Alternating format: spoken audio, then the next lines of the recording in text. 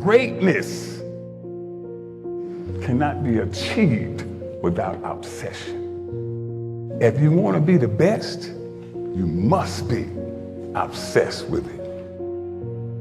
If you want to be the best anchor man, you must be. You have no choice. There's no other way around it. There's no easy way to do it. You have to be obsessed with that shit. Can't get away from it. Obsession. So I know a little bit about getting to the top. I also know a little bit about falling from the top. In 2005, I had open heart surgery. During the course of that surgery, I passed away, flatlined, died, whatever you want to call it, 3 times. I used to ask myself, I used to wonder to myself, I used to ask the good Lord, I used to pray, why did this have to happen to me? I felt like I was a pretty good person. For a year and a half after my surgery, 18 months. 6 months I had to spend in a wheelchair. 6 more months, I had to sleep sitting down on the floor with my back up against the wall. Because if I laid down, I couldn't breathe. I stand here today and I tell you, I have a new magnificent obsession.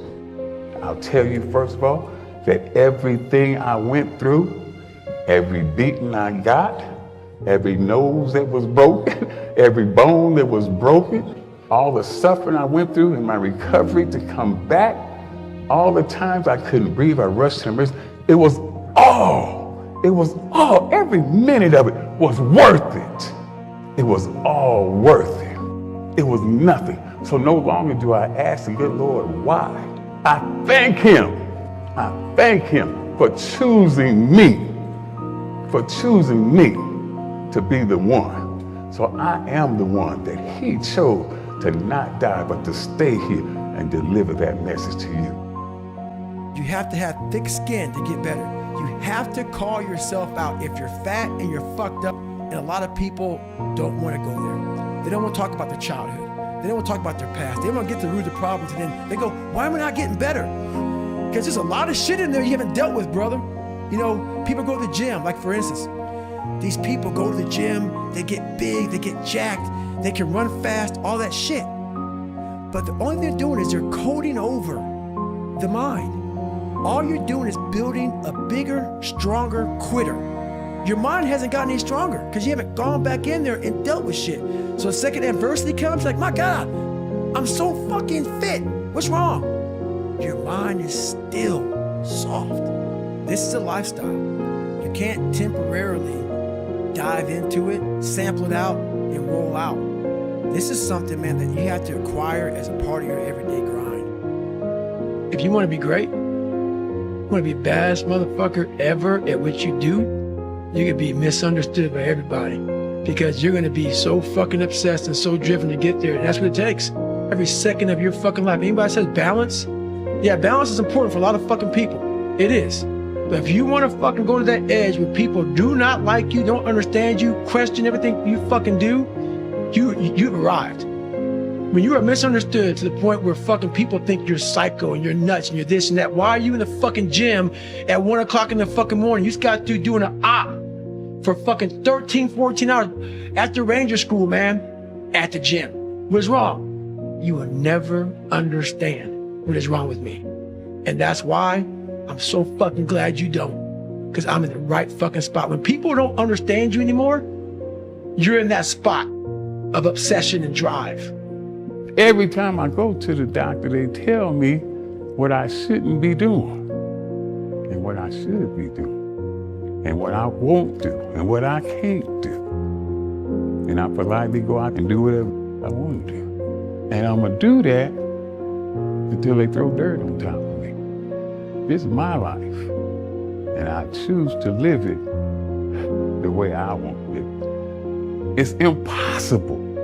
I've heard that so many times. It's just impossible. It can't be done. Anytime that you give your best effort, that you give everything that you possibly can give, there is satisfaction in knowing that I did my absolute best.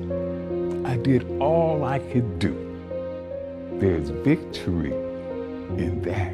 There's satisfaction in that. Have you ever went out for something or tried to do something, and when you got home quietly in your room, you knew that you had that much more that you could have gave, but you didn't want to look ugly in the face because your girlfriend was looking or your boyfriend was looking. You didn't want to frown up like that and look, embarrass yourself. So I held back a little bit.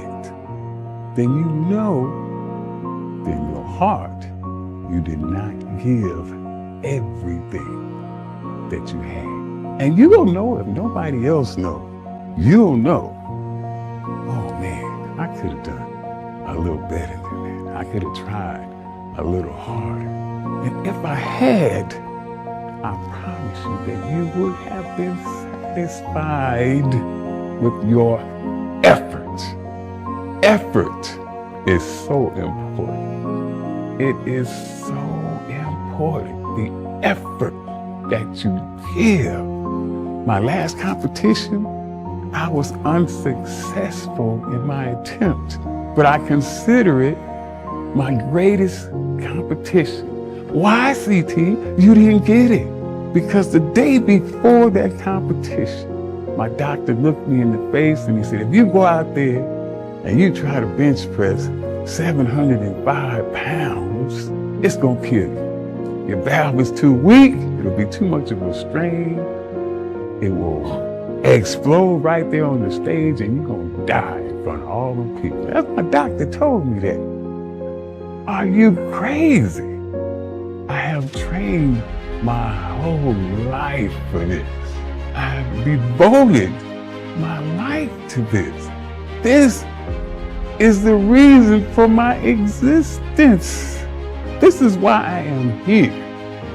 And you asking me if I am going to compete? He looked at me like I was crazy, and I'm looking at him like he's crazy. Of course I am. And if I do happen to die on that stage tomorrow, then you know what? So be it. So be it. I guess that's why they call me crazy. But people are like, what the fuck is wrong with this guy? I don't want to talk to you, man, because you're not going to get it. This is a fucking lifestyle, man. Like, and people wonder, why am I not achieving more? It's because all of us, once we achieve something, we celebrate for a long years fucking time. And we wonder, why don't I have drive anymore? Where's it all at? If you don't develop a routine of suffering, and suffering is not like go out and kill yourself every day, it's being uncomfortable. That keeps you hungry every day.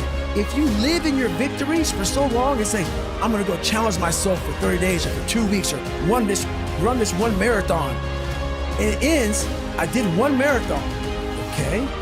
That's why it leaves you. It leaves you because you haven't set up the next obstacle. Obstacles is how you grow. You must continue to have friction. Friction is where growth is at. No friction, there's no growth. I became obsessed. I became obsessed with being the baddest motherfucker that God ever created. Am I that? I don't care. I believe it. Once you become obsessed with something, obsessed, it's okay to be unbalanced for a while. It's okay. Don't be all this stuff people say, you gotta be balanced. To be the best in the world at what you do. It's not about being a Navy SEAL, people. The best at what you do, you have to be unbalanced to find every bit of fucking energy and strength that you have to pull it off. Then you get balanced once you become great. And then you help other people become better from you being the best in the world. I'm trying to be the best I can to give you the best that I am. And it takes being fucking obsessed to where people think you're crazy. Become obsessed with being great. It changes everything.